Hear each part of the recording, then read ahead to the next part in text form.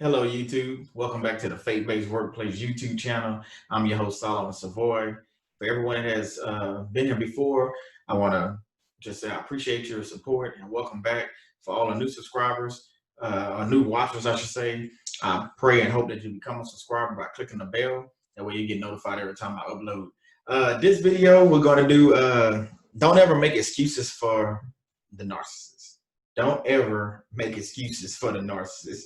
And I'll tell you why I'm saying that, because I think too many people make excuses for them, like saying that, the person is crazy or they're just having a bad day or, things like that. They say different things, but that's not always the case. So that is not always the case. So let's get right into this one. Stop lying, to other employees about how good your work relationship is, with the narcissist. When you realize it is a narcissist, or like you like to say something's wrong with that person, it's not always the case that you have to have these great relationships with other employees, whether they're supervisors or employees or whatever. So you're having, I should say, a bad, relationship with them, or something that's going on. Something's going on. It's okay to tell someone or talk to someone. It's not snitching. It's not, being that guy or that girl, or that woman, I should say, to try to throw somebody under the bus. Remember, that's what the narcissist does. So they want to, try to use things against you, and basically put you in a corner and have you looking like the crazy person, or the person that really don't know what's going on. So we want to make sure that we avoid that. Taking up for a narcissist can leave you and other workers looking at you, with the side eye. So let's never do that. Let's never ever do that. We don't want to take up for them. They don't need to want to take up. They're not kids. So, but you gotta remember, and I posted a video last week with me and my wife about narcissists with the holidays and things like that. But on this video, what I'm telling you was saying like things like taking up for them and doing things. They have people that go out, and I'm going to do a video about that coming up shortly, probably next week or so. Going to be doing a video about flying monkeys. So we'll get into that. If you don't know what flying monkeys is, I'll say that for that video so I can get into it. But flying monkeys, basically, they do the narcissist bidding is what they do.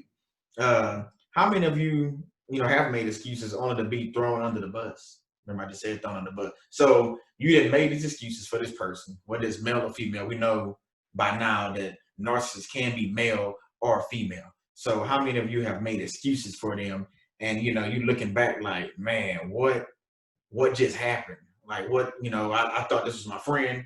I thought we had a great relationship, a great standing relationship at work. Come to find out, they threw you under the bus. They, they went for the job that you thought you should have got. It could be a whole bunch of different things, but how many of y'all done that? Just think about that. You took up for this person, and you had their back. When they've been late for work. Let's say you're in a manager position and you're taking them for them, and then they end up throwing you under the bus.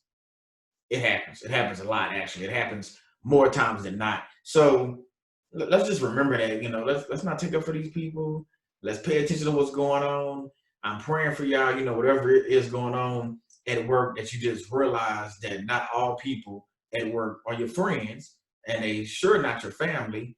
And you have probably more foes than friends when you think about it. And why I say that is because, let's say you got the new raise or the new position, people are going to hate you based off of that. Matter of fact, people are going to hate you based off of all kind of things. They're going to hate you based off the way you dress, how the way you carry yourself. They'll hate you on a degree that you have. I'm not the reason why you don't have a degree, or I'm not the reason why you didn't get this position. Don't blame me, blame yourself is what I say. So let's just remember that. I want to get into the first Bible verse. I only have one for this video. It's a short video. It's Proverbs 26:12. There's more hope for fools than for people who think they are wise. There is more hope for fools than for people who think they are wise. Why did I bring that verse in? Why did I bring that verse in? I brought this verse in because I think more people think they're wise. And since we're talking about narcissists think they're the wisest, the smartest, the everything the best. Everything the best. I know you haven't heard that, a lot, but they'll be on TV or just someone talking to you or whatever, but they're the best. They can do everything the best. They, They do the best drafting. They the best architect. They the best this, that, and the other. But they always the best. And they don't. I got made a video about that. Don't be a fool. Do not be a fool. Don't let them fool you. Don't let a narcissist have you feeling like you can't do things or you're the dumbest one out of the bunch. Because chances are they probably the dumb person and you're probably the smartest person in the room. Chances are. I'm not saying it's true, but I'm just saying how things like to happen, or tend to happen, I should say. So just realize that, again, there's more hope for fools than for people who think they're wise. So just because you think you're wise don't mean that you are. So you can be a fool and figure out a way to do certain things. It's what's going on. So moving right along. Narcissists believe they are the wisest people on earth. It's not necessarily true. You know, now am I saying all narcissists are dumb? No, I'm not. I'm definitely not saying that all narcissists are dumb. That is not what I'm saying. But it's a lot, you know, a lot of them could be. Some of them are smart, some of them are intelligent, some of them are geniuses. I'm not going to sit here and sugarcoat it and say that, you know, all of them are dumb, because that's not the case. Come on, y'all. Let's be real about this. So my thing is, you know, with everything, you know, when you're dealing with narcissists, just know what you're dealing with, so that way you know what you're getting into, so that way you know how to react to those certain situations. Let's just realize that. So let the wise man or woman explain their decisions to themselves. I mean, for themselves. So again, don't take up for them. Hold their feet to the fire. Let them explain the situation. Don't let them have you on Front Street, like I said, being a flying monkey or an enabler, out there explaining, you know, they're the manager and you out there explaining the situation. You're not getting paid to be the manager. So why are you acting as the manager? You're not getting paid for it. You the manager, you go out there and manage, you know? So just remember that. Don't be out there on Front Street and doing their job. Let them do their own job. Don't, when you realize this was going on, set up a boundary and then go ahead and say, hey, look, this ain't what it is. I'm not gonna sit here and do your job. I'm not getting paid to do that. You're paid to do this, so you go ahead and handle your business. That's a boundary. They gotta respect that. You know, they can't have you going out there defending them or preaching to the team why this, that. What they're doing is they're allowing you to be the bad person. So when something bad is going on, well, you out there. So even though it's coming from the manager, think about it. It's coming from the manager, but they're looking at you like you did it and you didn't do it. You know what I'm saying? So nah, don't be that guy or that woman. I keep saying that through this. Don't be that guy or that woman. Go ahead and move around and say nah. You know, let them do what they have to do. Again, narcissists only care about themselves. Come on, I'm not teaching y'all nothing new. So you know even a little bit about narcissists. They care about themselves. They don't care about you. They don't care about me. They just don't. Would they ever? I don't know. I'm not a certified doctor to be able to answer that, but from what I know and what I've been reading and teaching myself and videos I've watched on YouTube, I don't think so. I just don't. Now, will they show, you know, different traits of, you know, buying you things and spoiling you and being like, yeah, they will. But you best believe it's probably gonna be down the road, you're gonna owe them something in return. Think about that for a second. So, you know, they might be at work, you know, take you out to lunch and you know, buying donuts in the morning. That's all fine. Oh yeah, he always buy donuts. He always take them out to lunch. But you best believe it's an end game. Something's gonna happen on the back end that you don't even know about. That's when they're gonna throw you under the bus, or that's when they're gonna really show you where their loyalty lies, and you can find out, do they actually care for you? Chances are, probably not. Moving right along. How many of y'all like being used? Simple question. How many of you like being used? I know I don't. I don't like being used by anyone. I mean, especially at work, you know, if you being used and I'm not, you know, getting the benefits or anything, you know, but they're using you to get where they need to go. So you almost like a speed bump. You know, you don't want to be a speed bump. Come on, now at work. You don't want to be a person that everybody jumps over, hops over, you know, to get to the next position or get the, you know, the raise and all this other stuff. You always get looked over. Don't be that person, you know. Come on now. We don't need to be like that. So coming down to the end, go to God before making an excuse for anyone. Let's talk about narcissists. I'm talking about anyone. So anybody you have that's, that's in your life, especially, at work or in your life at home, go to God first. Talk about that. Pray for discernment. Pray that God show you if this person need to be in your life. Pray that God shows you if you need to be at this place of employment. If you don't need to be there, God is gonna. If one door closes, they're gonna have another door that's gonna open.